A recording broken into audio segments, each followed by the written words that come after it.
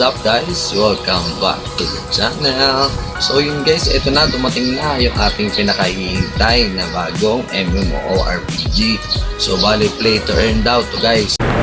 Pwede na! So bali worth a while to. So hindi tayo lalaro na, hindi tayo pwedeng kumita. So yun guys, bali sa game na to, kung di ka pa naglalaro, lalagay ko ang link sa description below kung saan mo siya mada-download. So bali quick tips tayo sa mga beginner guys. So bali ako beginner pa rin ako. So bali 5 days na naglalaro ng game na to. So bibigyan ko kayo ng mga tips. Bali una guys, saan po bumipili ng pots.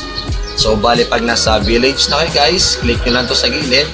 Click nyo lang yung Sunrise, basta Sunrise yun. Click nyo lang, mura lang siya. So kahit bumili kayo ng 1,000. So kasi mabilis maubos yan eh.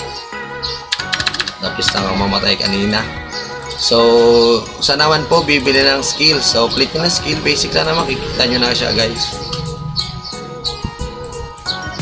Click nyo na yung skill sa gilid. So bali ito, makakabili na kayo ng mga skill nyo.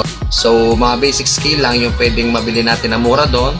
So kung kakasimula mo pala ng game na to, una-una mong gagawin ay sa main quest. Main quest kasi yung mataas mabigyan na XP dito. So bali i-follow nyo lang yung main quest nya hanggang mag level 30 kayo, 35. So kasi pa nag level 30 kayo, available na kayo doon sa dungeon. So yung dungeon na yan, daily siya, may daily, may weekly, katulad nito. Each dungeon makakuha kayo ng mga items na magagamit nyo sa pang-ups, katulad sa Land of Prosperity. Ito Morion. So ito bali ang pinakang importanteng item ngayon kasi malulot mo siya. So bali dito sa aming server sa 103, 60 pesos 60 diamonds siya. So sa ibang server nasa 200 diamonds siya. So mamahal-mahal. So kasi kakailanganin yon pa nag-craft kayo ng weapon nyo. So dito punta sa crafting, yan, kakailanganin nyo ng 10. Sunod guys, dailies.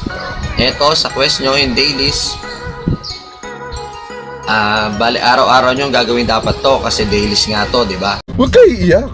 So kasi itong pag ginawa nyo kasi yung mga dailies nyo, pwede tumaas yung rank nyo dito. So sa region retribution rank effect, kada dami nang natatapos yung quest, tataas ang rank nyo dito. So each rank bali meron siyang effect. So katulad nito, XP gain 4%. Yung damage din ng mga monsters sa inyo mabawasan, depende sa effect ng rank na makuha nyo. Sunod naman guys, yung mount. So yung mount, itong mount ang pinakamalaking effect na binibigay sa ating growth rate. So kita nyo naman, kahit uncommon pa lang siya, mataas na siya. So level 40 makakakuha kayo ng blue. So wala pa ako nito kasi wala pa akong 40. Yung iba naman nagagatcha dito, tumatalpak para makakuha sila ng mga mas mataas na grade ng mount. So kung free to play ka naman, pwede ka rin makakuha kasi nagbibigay sila dito ng free gacha. So eto katulad nito dito, yan, may libre dyan. So kung gusto mong kung gusto mong makuha yung mga ibang benefits, so pwede kang bumili dito. Ako to, binili ko na yung sa weapon. So bali 2,000 gold diamonds yun. So bali daily naman makakakuha rin kayo ng libreng ganon. Punta lang kayo sa shop, dito sa gold shop and summon. So yan, araw-araw may magkakaroon ka ng free roll. So pag mas mataas ang swerte nyo, makakakuha kayo.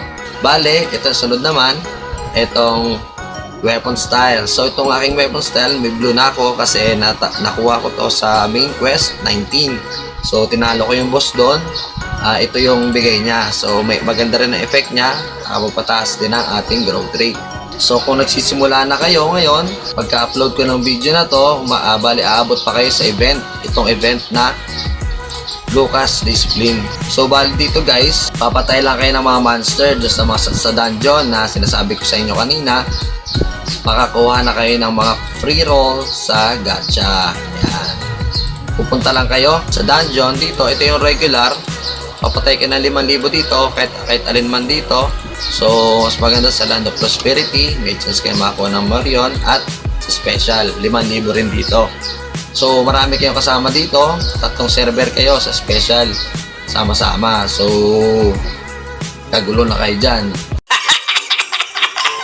Sunod, dito naman sa collection. So, i-register nyo lang yung mga items na malulot nyo dito. Makakuha na kayo ng mga stats. Dito naman sa gear, yung mga pinaglumaan nyo, pwede nyo i-register dito. Itong collection, isa to sa way para mapataas natin yung growth rate natin. So, ang growth rate natin, ito yung growth rate na sinasabi ko. Yung parang sa ibang mga laro, ano naman siya, yung CP, yung combat power.